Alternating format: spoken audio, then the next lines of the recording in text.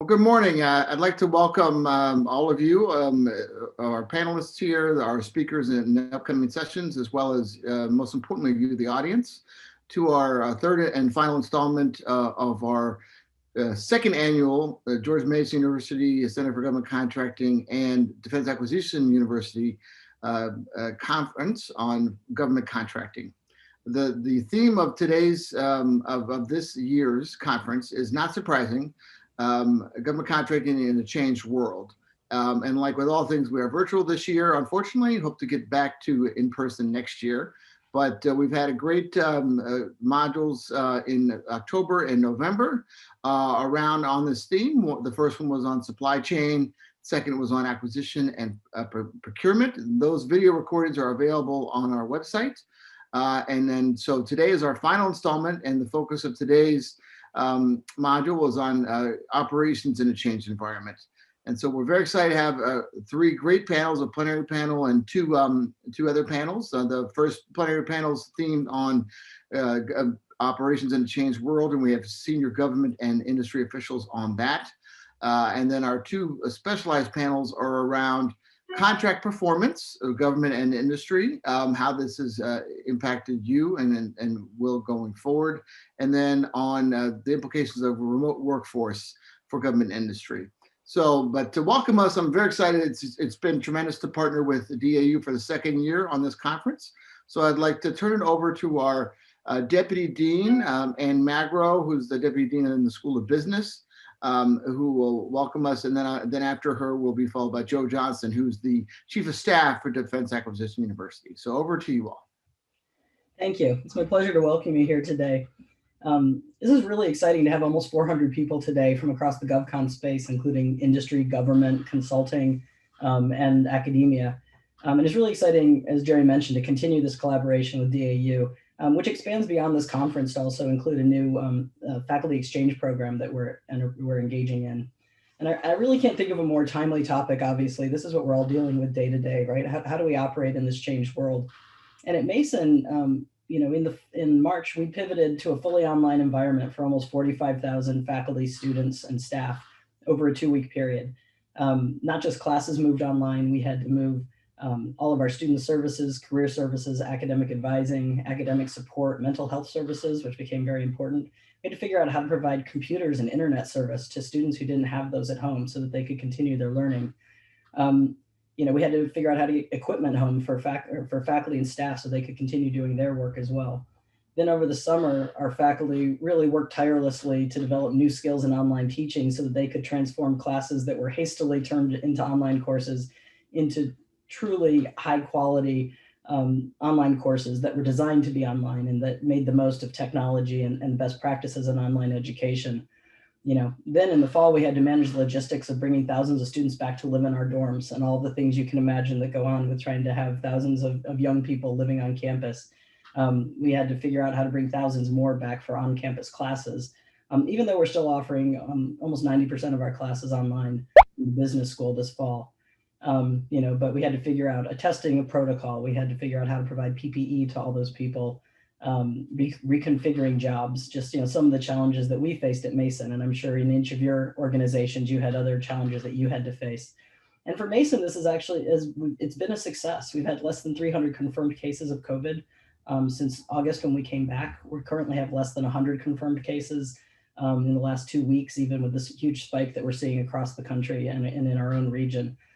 And I know in the GovCon space, you've had your own challenges and successes, and today will be a great opportunity for you to share those and to learn from others. And you're also, going to face an upcoming challenge that many of you have faced before, but probably not in this environment, which is a new incoming presidential administration. And I can imagine that it's going to change the way you make that transition compared to prior new administrations.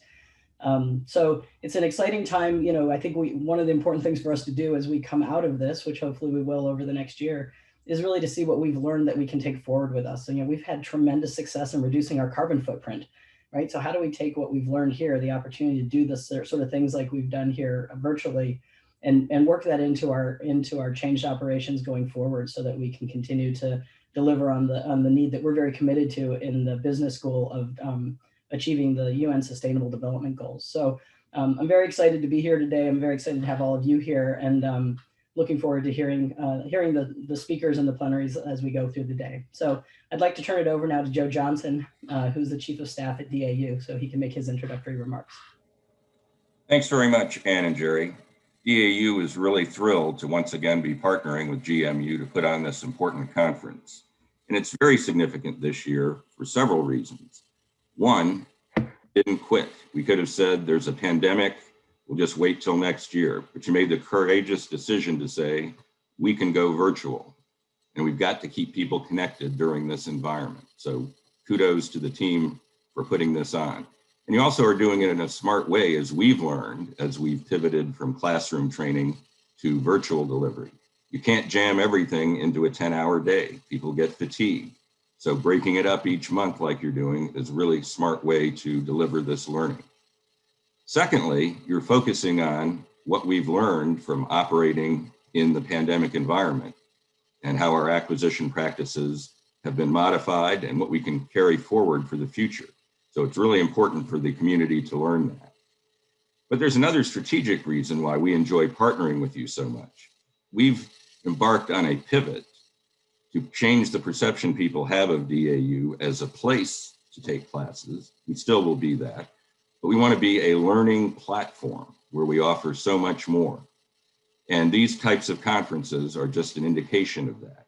So during the pandemic, we've tried to get to learning at scale. We know that only a certain number of people have to go to a class, and then they're there practicing acquisition for the rest of their careers. We need to have learning at scale so we can bring current topics to them in the workplace. So we've taken advantage of the pandemic to put on a series of productions on intellectual property, other transactions. Our TEDx DAU, which we offered in person last year, where we had about 250 people, we went virtual this year and had 5,000 attendees.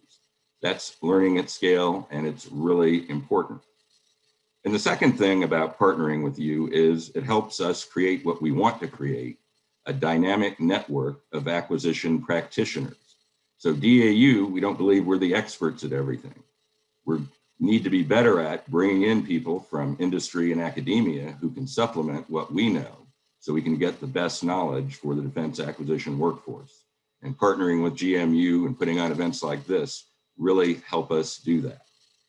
Also, we're excited about our upcoming faculty exchange program with George Mason, where some of our professors will be teaching things that you're interested in, and your professors will be coming in to offer topics that we don't have the expertise on.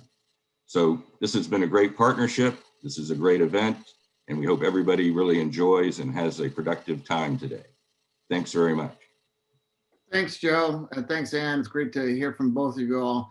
So you have all the links for the first panel starts in 2 minutes, and it's a plenary session with Kim Harrington, the former acting director of defense pricing from DOD, the CEO of Battelle, Luth Levanthair, and Joni Newhart from the Office of Federal Procurement Policy.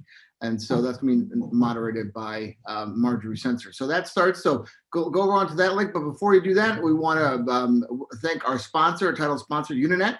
And they're going to do their welcome video. And as soon as that's done, move on over to the plenary. So cue the video, please.